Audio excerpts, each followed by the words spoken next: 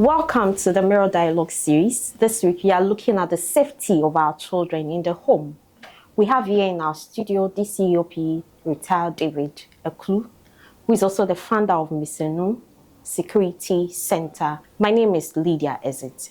Welcome DCOP to our studio. Thank you, Lydia. Looking at house help and our home issues, what background check would you recommend for getting a potential house help? Thank you. Let me say that this Mirror Dialogue series is a very innovative initiative that we can discuss basic issues about security, basic issues about our home. Sometimes security, we look at security from a different perspective. When we talk about security, we look at people in uniform, weapons, and all that, and we leave our security to people who are in the state security agencies or even private security, forgetting that security awareness and consciousness begins with us. You need to take preventive steps. You need to be aware of possible vulnerabilities or possible incidents or events that can compromise your security or may lead to a loss. Now, when we talk about household security in the household, when I was coming for this program, a friend said, we are talking about terrorism, we are talking about armed robbery, and you want to come and talk about household. That is the misconception about security. Because where is your heart? Your home, your children. Some people even have their parents staying with them, taking care of them. So that is where security begins. But if you want to look beyond that and look at the bigger issue, and you forget the smaller issues, the implications can be dire. So house help security is a very important thing. It's a very important topic. And traditionally in Ghana, we have different categories. We have people who are family members who come to stay with them and help in maintaining the home. There are others who get their house helps through agencies that recruit. So it is business for some other communities. And then individuals also go to communities to scout for house help or recommend, like the workplace like this. Oh, you need a house help. Your friend says, I know this lady, or I know this girl, I know this man, or this boy who would come and help. And once you admit that person to your home, you need to be aware of the security implications. Unfortunately, last week, Saturday, a professor, a very prominent mathematics professor, was buried. And how did he die? It is suspected that he might have been killed by his house help. The case is still under investigation. And there are also instances where house helps have even exposed the vulnerabilities of very prominent people. There are cases of they've been accused of stealing their property. The cases are in court. It has become a whole public issue. So if you ignore some of these basic things, you are exposing yourself to bigger security risks that you might not even think of. Now, if you want to do house help, let's take it that the person is a family member, is in the village. Normally, it is those of us who are in the urban areas who bring them from the rural areas to come and stay with us. And if the person is a family member, he comes or he or she comes into your household. It means your vulnerabilities are known.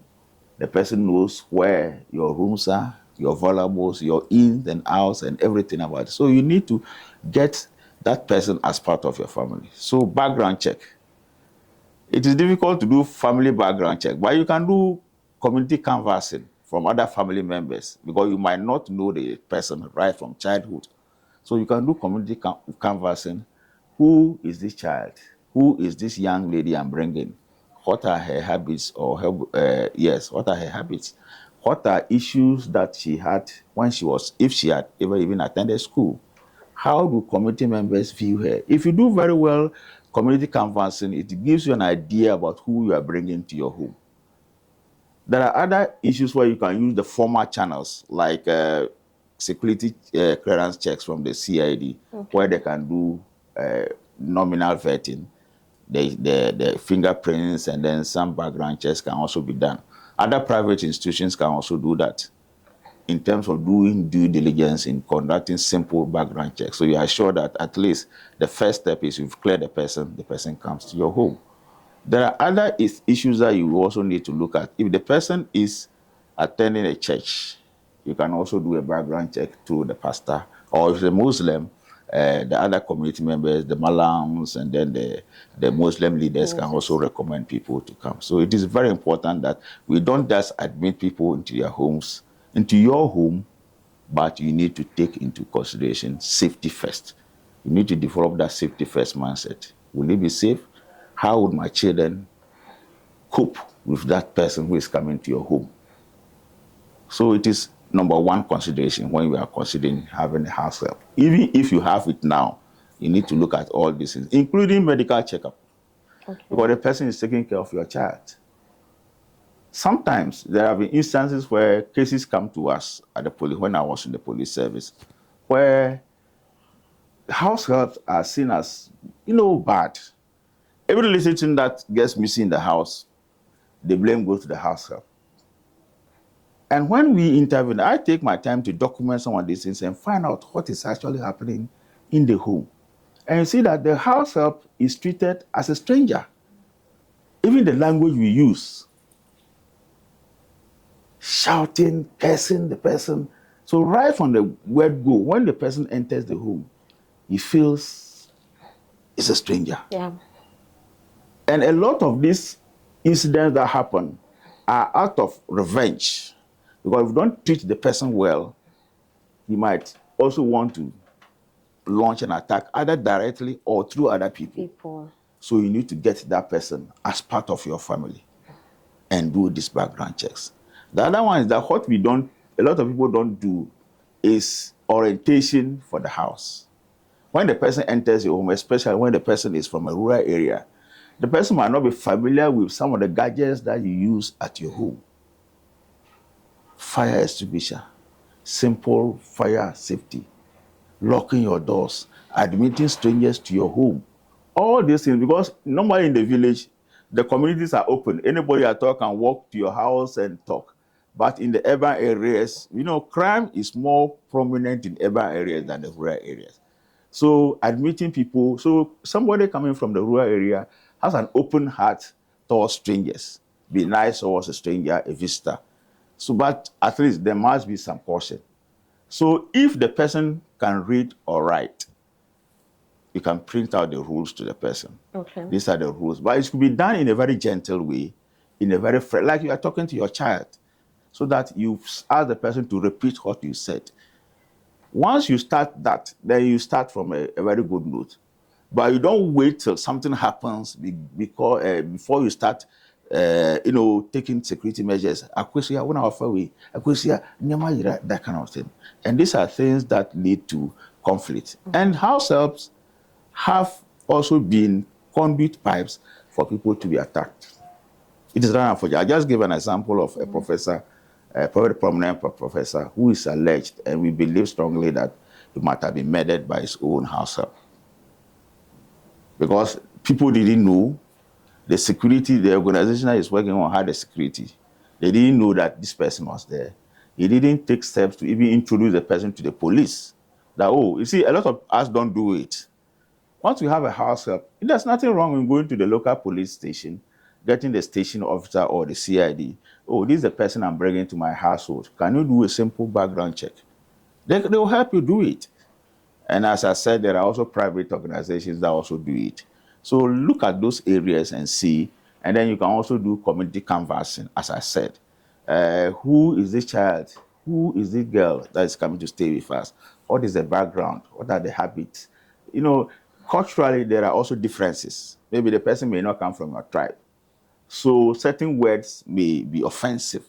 So you have to also be culturally sensitive in certain words that you use in your conversation with the house help. Yes.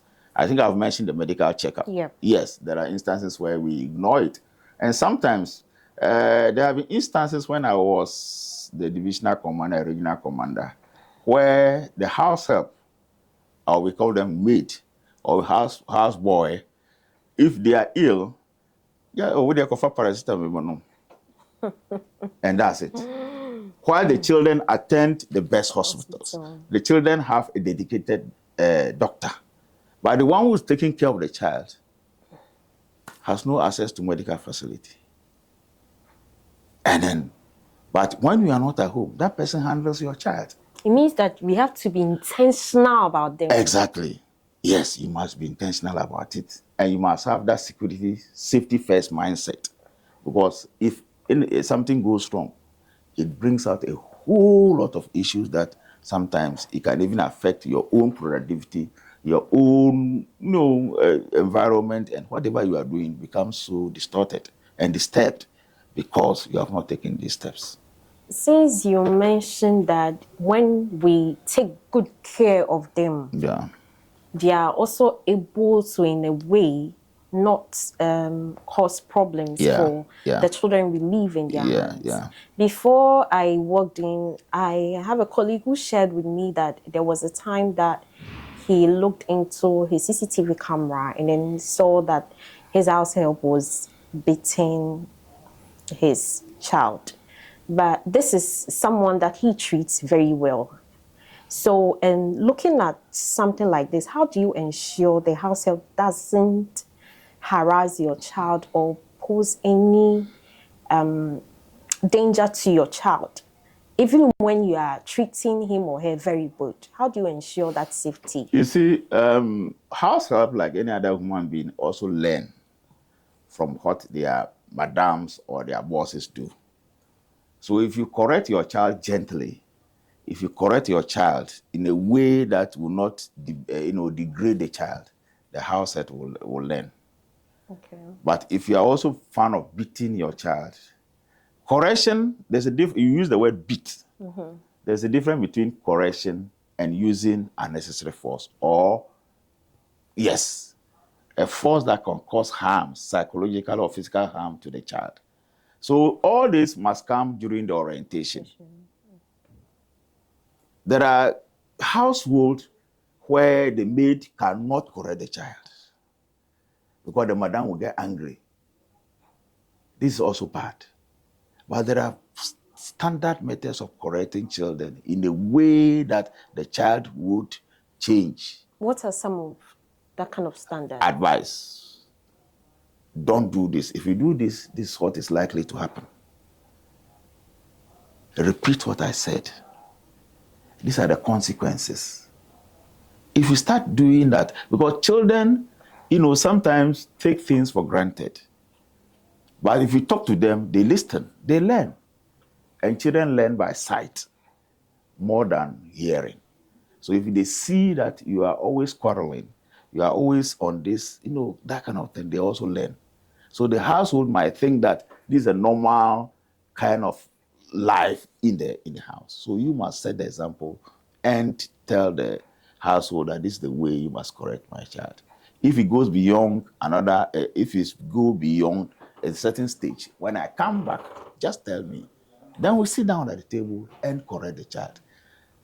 So you don't leave the discipline to the household, to the house help entirely, but you must also be involved and let the child understand that house help or maid or houseboy is there to guide you.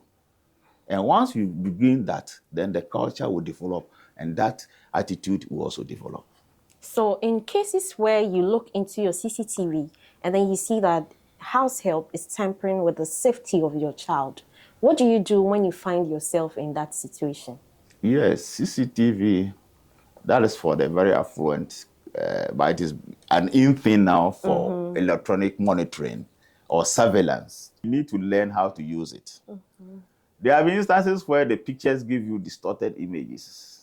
Okay. They give you false alarms because if it is not, there's a technique for installing the CCTV for maximum effect. But if you observe that, don't panic. Go and observe your child closely. If there's a need to send the child for medical checkup, you can do that. And find out what. You see, sometimes you might also, before you even engage the house help, you can interview the house help. If you're not good at interviewing, you can engage somebody with a psychological background or a security background to interview the child, the house help. You observe the mannerisms. Sometimes some certain questions can make the child, the household nervous. Okay. It is continuous, inconsistency. For example, the person has ever worked with in another household. How did the person leave that place? Why did the person leave that place? So you need to do those checks to make sure that you have the right person at home. But if you observe the unfortunate incident of harassment, or sometimes there are weird stories where, very serious stories where there are even sexual abuse Yeah. of children, then that one you need evidence. So medical evidence is very critical, and then the necessary steps can be taken. Law enforcement can come in. If you took the person, or you negotiated the release of that person to your home, then you need to know the family members must also be involved in what the house help has done before we take the necessary corrective steps. Okay. Okay. DCOP, you mentioned earlier that when we bring house helps into our home, we Yeah. need to give them orientation. Yeah. With orientation, how many weeks do you suggest? Could be a day or 2 days or 2 weeks. You see, I have observed sometimes, as I said, when some of these cases come to DOFSU, where I supervise that unit, I say that when the house help comes, that kind of thing. It should be a training program. Okay. So it must be deliberate, well-intentioned, and planned.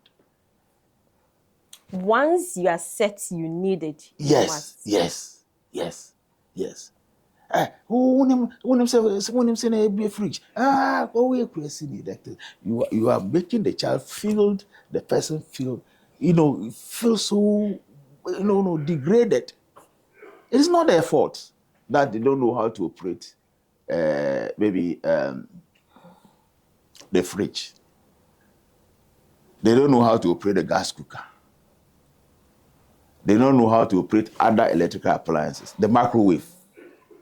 It's not their fault. So take your time and take them through it. Let me tell you a story. There was an incident when I was working at the police hospital. A case came where a toddler, was badly bent from the buttocks and the private parts. What happened? There was the house help left the 10-year-old boy, a 5-year-old child, and then the toddler in the hall, and she went out to see somebody off. Unfortunately, there was light off. So in the midst of the darkness, the children were trying to assist their toddler who was in the couch. So they lighted a candle, got it closer to the child, and the pampers caught fire, and the child was badly bent. So instructions like never leave the children alone in the house. Or you can buy flashlights, battery-operated flashlights, and let them be handy so that the children know that when there's light off, there's darkness, they can reach out for it and use it. So these are things that the house help can also train the other children in the house. Okay. Or the houseboy must also know how to even use the fire extinguisher. Basic things that they must know should be taught. It should be deliberate. And if you need an expert, there are experts there. Fire service officers are always there to assist. First aiders are also there to assist. Engage them so that they can take them through a systematic training. And the training should not be one-off. Okay. It should be continuous. As you observe the happenings around, then you can upgrade the training so that they can also learn some skills apart from taking care of your home. So in all this, in getting a house help, what are some of the potential, let me just say, red flags that when you see, this person, I shouldn't recruit him or her, her demeanor? What are some of that kind of signs? That is why I said it should be intentional. It's a whole security awareness training.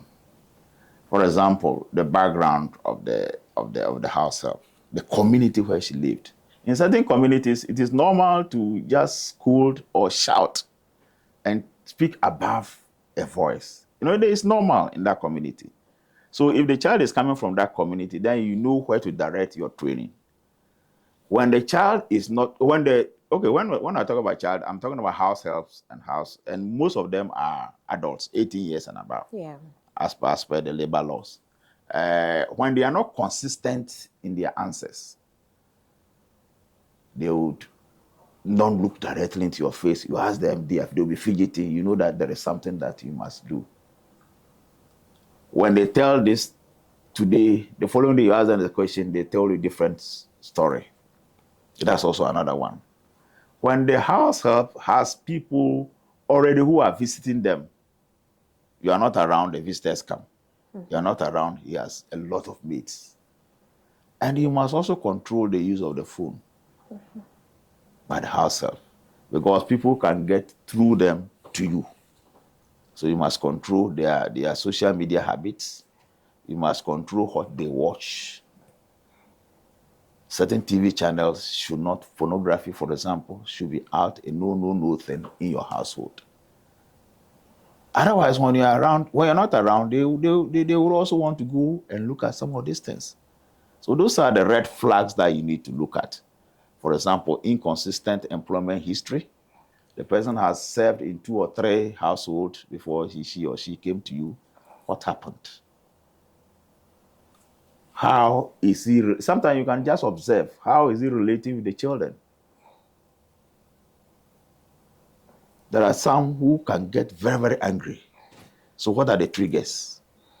So some of these things should give you red flags that, well, this child, this house help can be a danger to me.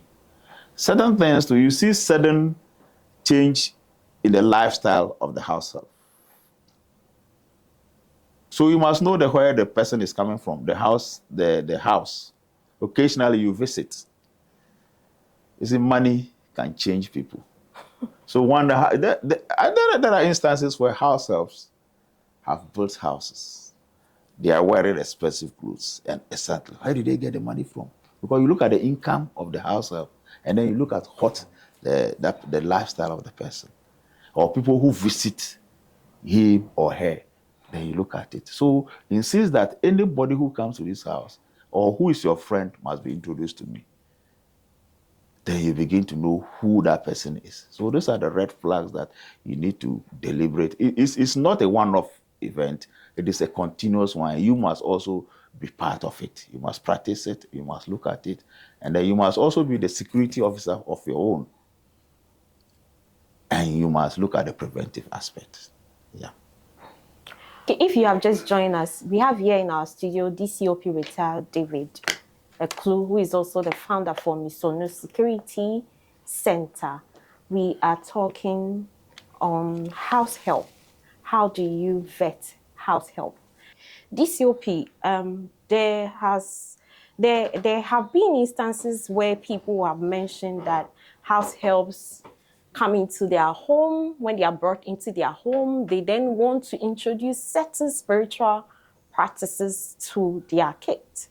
So how do we ensure that these things don't happen? Because religion is a very important issue, especially in our homes as Ghanaians. This is a very sensitive issue, like you said, religion. For example, a child from a Muslim, a house help from a Muslim background would come to stay with a Christian. How do you draw the line? How do you allow the house help also practice his or her religion whilst your children also practice the religion? Yeah. There are instances where Muslim children also go to stay, or Christian house help also go to stay with Muslims. So that's why I'm saying that you need to set the rules, the boundaries. Don't force the house help to join your religion against his or her wish. But allow the house help to also practice his or her religion. But the boundaries must be clear that your children should not be forced to do what the house help is doing. But the best is to have the person from your own religious background, but it's not possible. Ghanaians, we are all culturally diverse, but we are one people. So you need to learn. And then, you see, sometimes when the house help comes and wants to, especially the Muslims who pray 5 times a day, and the house help wants to go and pray. No. Why can you? That kind of thing. So you are suppressing that person's religious freedom. But it should be done in a way that you respect the boundaries. The housewives must respect the boundaries. That if you have this religion, don't force my children to join your religion. And let the children also be aware. You see, we should encourage our children to also report things that make them uncomfortable. How do you handle a situation if the house help denies allegation? Evidence Evidence is key. is key. Evidence is key. Evidence is key. And if you can afford a CCTV, it's a good security surveillance mechanism. Is that the only thing No, you can? you can also interview your child if the child is of age who can speak. You can also occasionally see one of the best techniques, if you can, is to get to the house at unannounced times. Okay. Because the house help knows that Madam leaves the house 8 a.m. Comes back around 7 p.m. That's a routine. But if you are two couples in the house, other people, just come in. So the house help might not even know when you will come to the house. So they push that house help on alert. Okay. And that is where surprises come. That is why we might observe certain things that are out of place. Now, if the house help denies it, how did you know?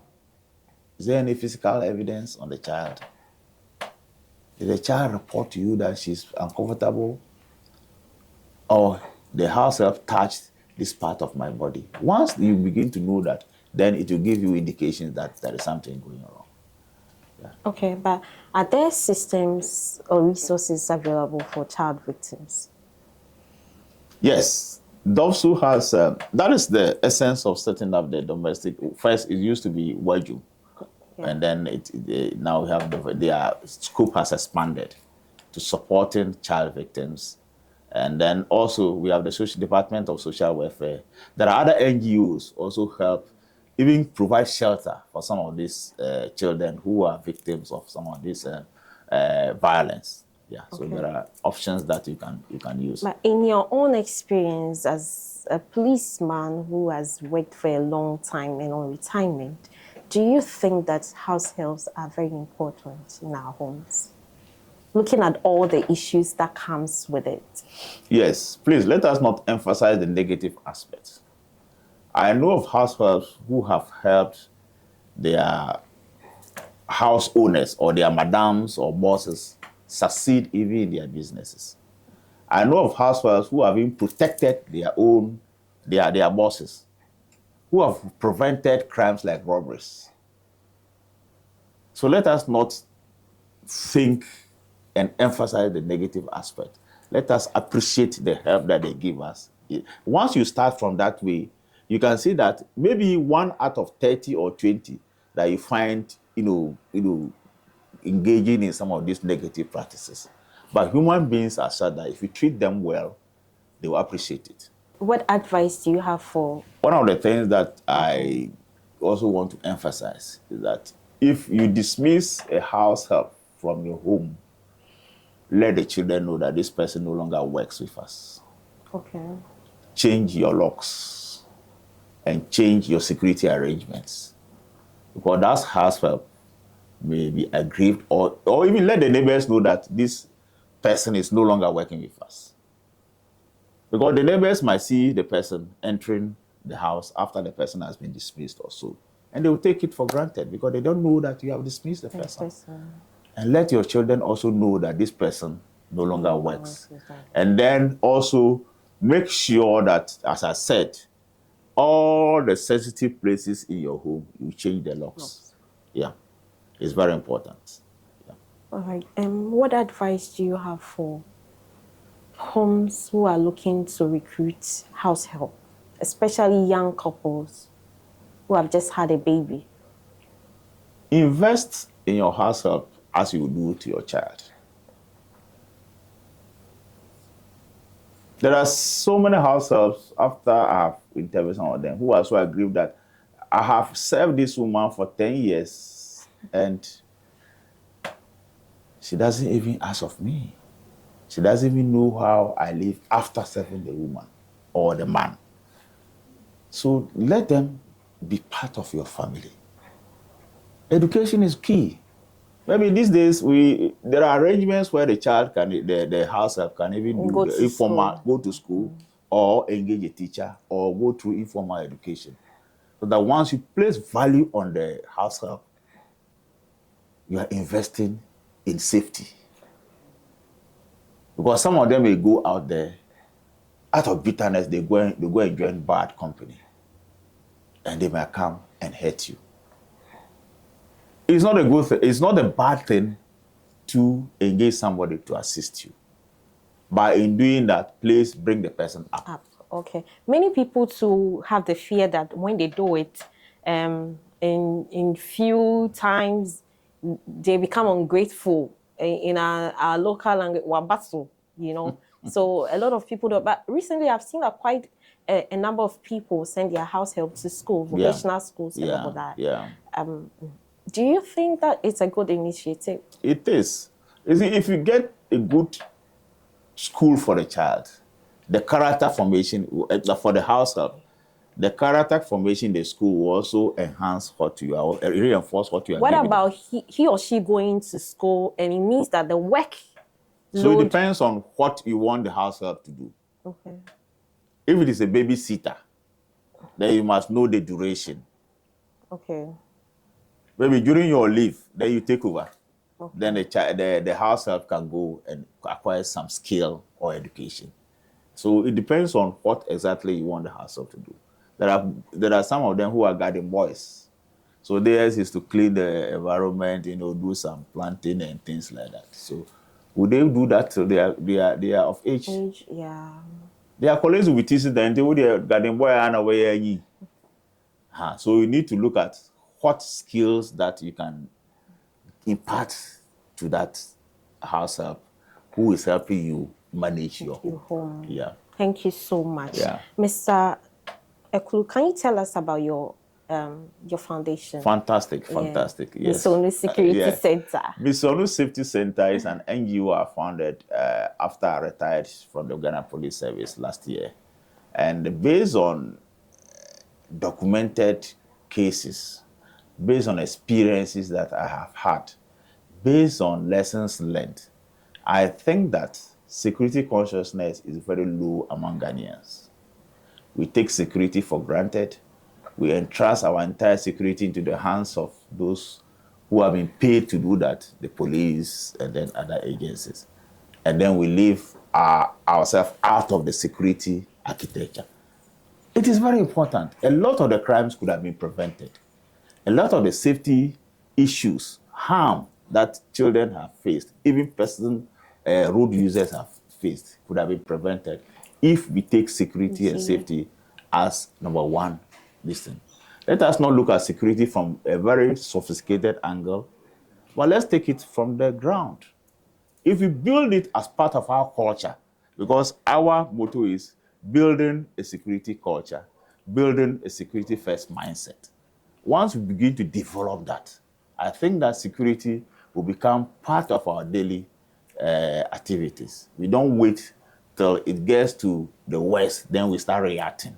We are starting calling on the police to respond and all that. We have to start looking at this early warning signs and take steps, conflict resolution steps, open communication, transparency. If you're able to practice that, I think that security will become, the security challenges that we face will be minimized. Thank you for joining us. We have just ended our session with DCOP retired David Eklu on child safety, how to vet house help. We'll be back your way with a different topic next week. Thank you.